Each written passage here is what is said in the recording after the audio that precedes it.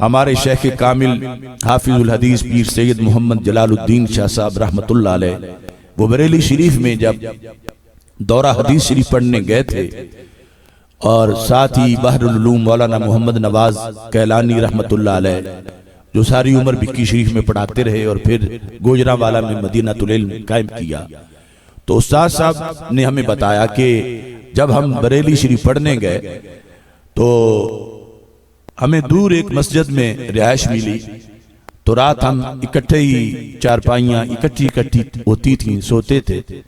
سبق پڑھتے ہوئے کئی دن گزر چکے تھے مگر شاہ صاحب سید جلال الدین شاہ صاحب رحمت اللہ علیہ وہ خوش نظر نہیں آ رہے تھے۔ تو ایک دن جب دم سحر میں اٹھا تو وہ بڑے خوش تھے اور مسکرا رہے تھے۔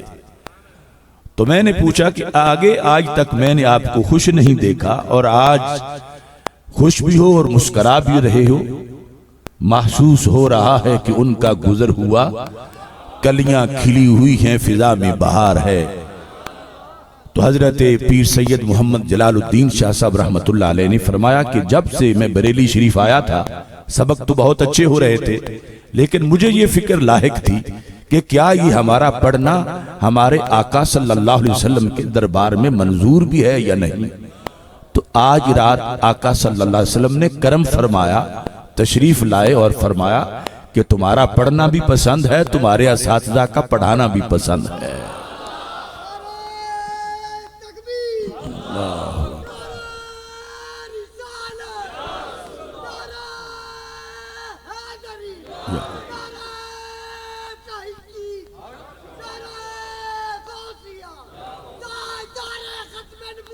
زندہ باد زندہ باد زندہ باد زندہ باد لبیک لبیک لبیک یا رسول اللہ صلی اللہ علیہ وسلم۔ اس بنیاد پر یعنی امام بخاری رحمت اللہ علیہ کا جو تعلیمی نظریہ تھا، اہل سنت ساری صدیوں میں اس کے وارث رہے اور آج بھی اہل سنت اس کے وارث ہے۔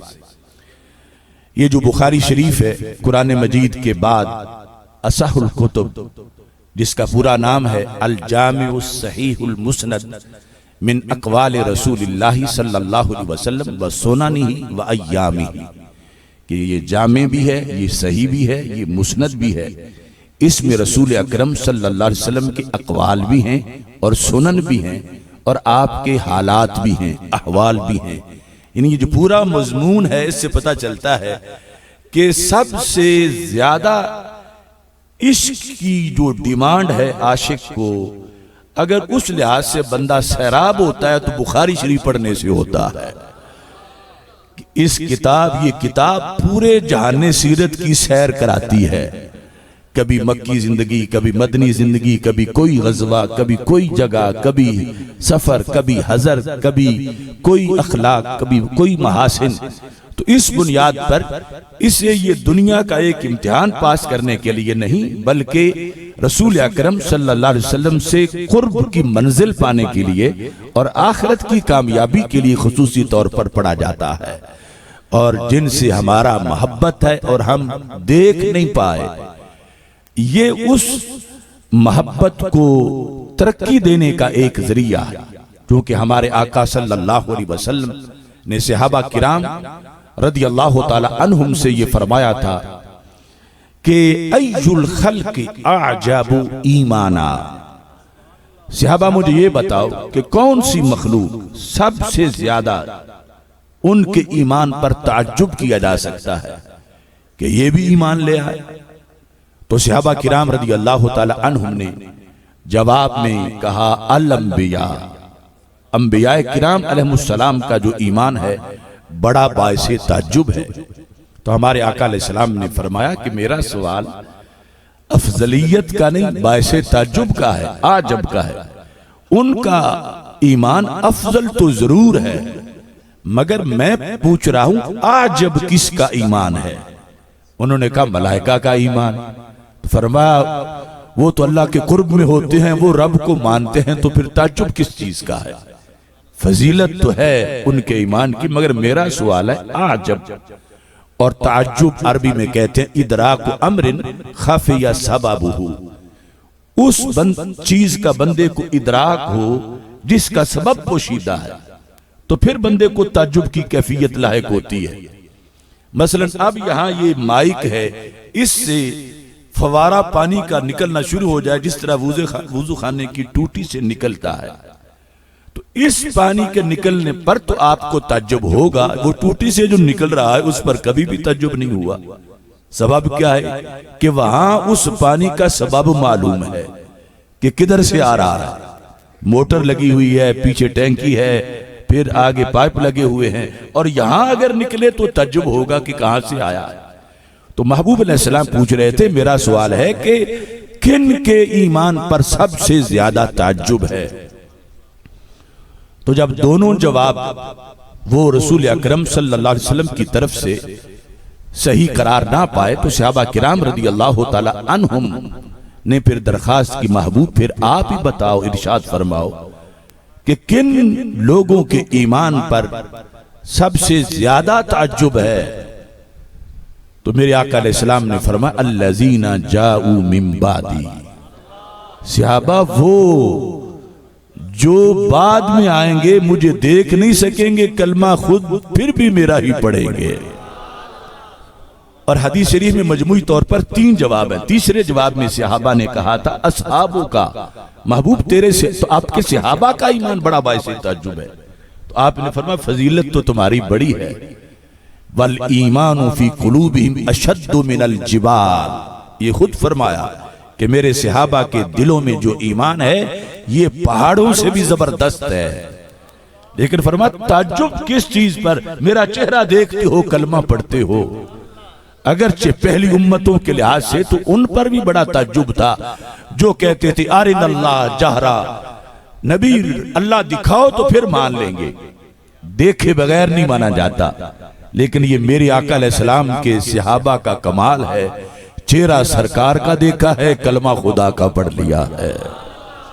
رخ جیسے آئینے میں مصور سجا ہوا، ماتھے کی ہر لکیر پہ قرآن لکھا ہوا، آواز جیسے نغمہ فطرت چھڑا ہوا، آغوش جیسے ہو در کعبہ کھلا ہوا، کانپے جلال عرش مزاج حلیم سے، جنت کو رہ جائے قد مستقیم سے۔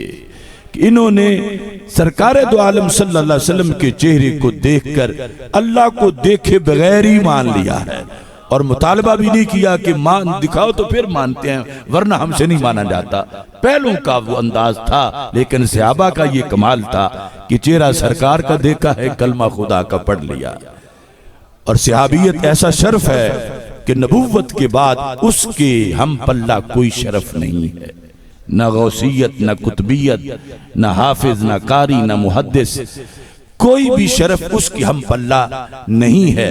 لیکن پھر بھی بعد والوں کا کوٹا ایک طرح کا میرے آقا علیہ السلام نے سنبھال کے رکھا۔ فرمایا صحابہ تمہارا، تم مجھے دیکھتے ہو تو دیکھ کے مجھے رب کو مان جانا، اس پر تعجب نہیں، اگرچہ فضیلت بڑی ہے۔ تعجب تو ان لوگوں کے ایمان پر ہے کہ جن پر کے پاس قرآن کتابی شکل میں جائے گا، وہ آگے سے یہ ڈیمانڈ نہیں کریں گے کہ اللہ کے رسول خود پڑھیں تو ہم مانیں گے یہ اللہ کا قرآن ہے، یا کم از کم جبریل تو آ کر بتائیں، یا جبریل نہیں تو رسول اکرم صلی اللہ علیہ وسلم کے صدیق اکبر یہ گواہی دیں کہ میرے سامنے اترا تھا۔ اب دیکھو یہ کتنی بڑی حقیقت ہے، آپ میں سے کوئی بھی ایسا نہیں جو اللہ کے کتاب قرآن کو اللہ کا کلام نہ مانتا ہو، سب ہی مانتے ہیں۔ اور کیا اس ماننے سے پہلے کبھی کسی ایک نے بھی ڈیمانڈ کی تھی کہ یہ اردو بازار لاہور میں چھپا پتہ نہیں یہ وہی ہے یا کچھ اور ہے؟ مانا سب نے ہے، اور ڈیمانڈ کسی نے بھی نہیں کی کہ سرکار خود سامنے آئیں، اللہ بتائے، فرشتہ آئے یا صدیق اکبر ہوں پھر مانیں گے۔ یہ ڈیمانڈ کیے بغیر جو مان گئے ہو، اس کی طرف اشارہ کیا تھا میرے نبی علیہ السلام نے۔ ہم نہ غوث نہ کتب نہ کچھ بھی، لیکن ہم وہ تو ہیں جن کا ایمان بالغیب ڈبل ہے۔ اللہ کو بھی ہم نے دیکھے بغیر مانا ہے، اور جنہیں دیکھ کے اللہ کو ماننا تھا ہم نے انہیں بھی دیکھے بغیر مانا ہے۔ یہ جو دیکھے بغیر ماننے والے ہیں، ان کے لیے پھر بہت سی چاہتے ہیں کہ کیسے چہرہ تھا، کیسے کردار تھا، کیسے گفتار تھی، فلاں موقع پر کس طرح تھے. تو صحابہ کرام علیہم الرضوان نے لفظوں کی ویڈیو بنا کر آگے منتقل کر دی، اور وہ لفظ بولتے ہیں، سب کچھ بتاتے ہیں. لہذا یہ حدیث شریف پڑھنے کا شعبہ دنیا میں لوگ تو اپنے محبوبوں کے اور اپنے معشوقوں کے لیے ناول اور ڈائجسٹ اور اس طرح کی بلائیں ان کی طرف جاتے ہیں، مگر جو سچے عاشق رسول صلی اللہ علیہ وسلم ہیں وہ عشق کی تازگی کے لیے یا قرآن پڑھتے ہیں یا رسول پاک علیہ السلام کا فرمان پڑھتے ہیں.